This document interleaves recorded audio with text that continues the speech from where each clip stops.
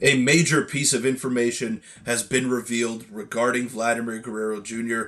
and the extension talks that he had prior to spring training with the Toronto Blue Jays. No agreement was reached, and by all accounts, Vladdy is going to be hitting the open market at season's end, and he's going to be the top free agent, if not the second best free agent in the class, with Kyle Tucker also being a free agent. But it's going to get real interesting for Vladdy and the Blue Jays over the next couple of months. What do they do? Do they trade him? Do they try to break the rules and extend him, or do they just hope for the best and hope that they can keep him at season's end? We'll break that down and much more on this episode of 3 Up, 3 Down.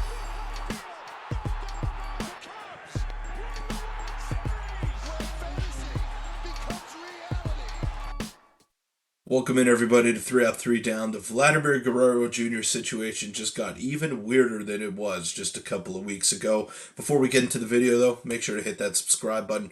97% of you who are watching these videos are not subscribed to the channel, and we're pretty damn close to 3,000 subscribers, so it'd mean the world if you guys could help get me there.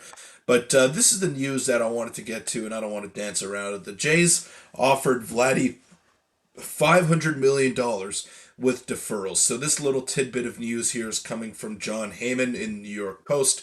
The Toronto Blue Jays offered superstar first baseman Vladdy Jr. a deal for about $500 million before negotiations were halted last month. Although significant deferrals put an estimate of the actual net present value of the offer between 400 million and 450 million. League sources familiar with the negotiation tell the Post. So the offer was for $500 million, but it did include significant deferrals, which Vladdy clearly stated that he had no interest in taking.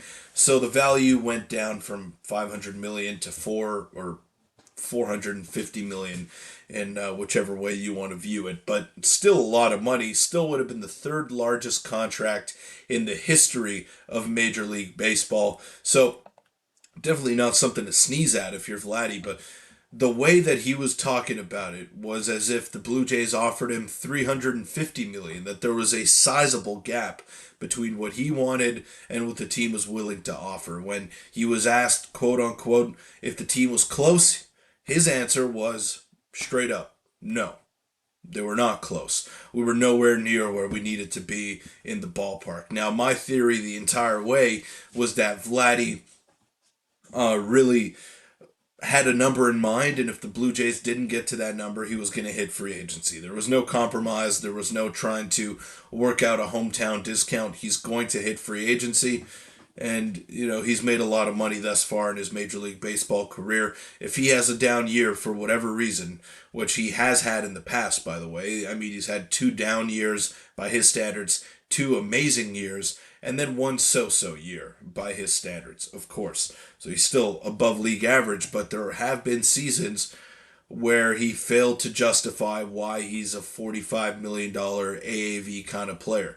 There have been seasons where he hasn't lived up to the hype, and if he doesn't this year, I mean, his contract's going to maybe go down to 450 million, but either way, he is going to get paid just due to his age and the success that he has already had in the major leagues thus far in his career. So I don't think Vladdy is really worried too much about what kind of offers he's going to get in free agency, but he definitely had a number in mind prior to the negotiations beginning. The Blue Jays apparently were nowhere near, but $500 million, I mean, how much more is he asking for? And it's hard for me to say that the Juan Soto contract is really a basis for what we could expect with Vladdy. It's not. Soto is a great player. He's been a consistently great player his entire career. And Vladdy is also a great player, but not to that same caliber.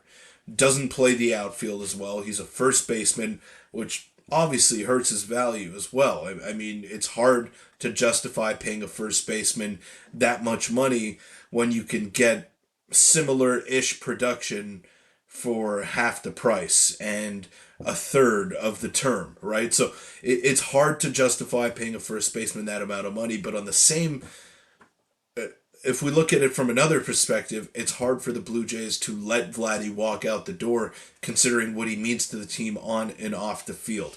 So If Vladdy is looking for Soto money, I don't think anyone's going to give it to him. And if they do, then so be it, right? But, I mean, he doesn't warrant that kind of money on the open market. I don't think he'll get it.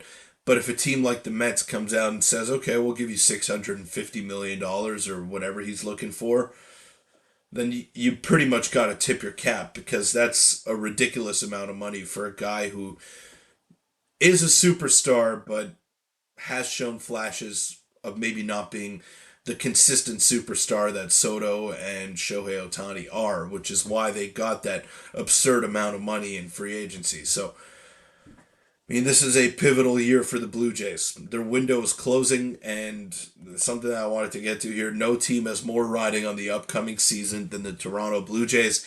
The Jays, who could be free agents at year's end, Vladdy, Bo, Scherzer, Bassett, and Chad Green.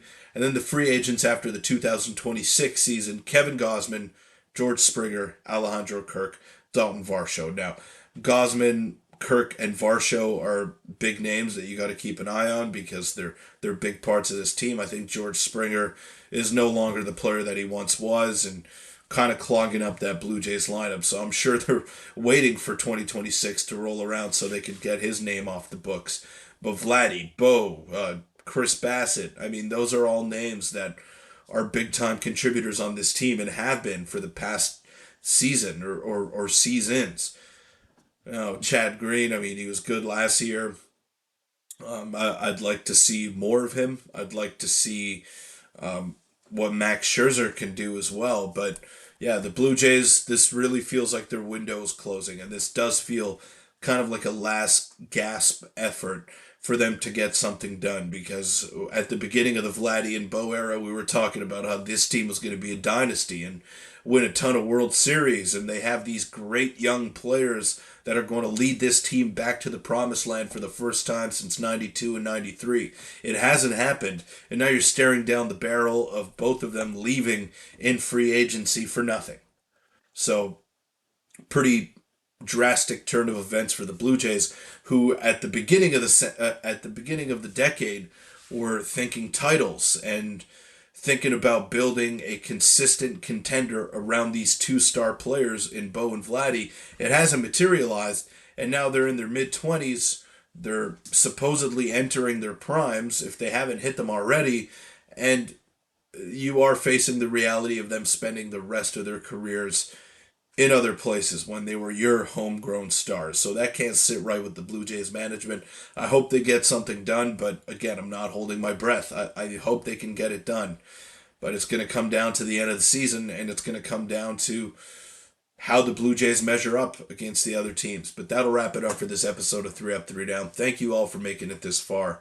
Let me know in the comments down below. Do you think Vladdy will remain a Blue Jay, or do you think he's going to go to another team? I'll see you all tomorrow.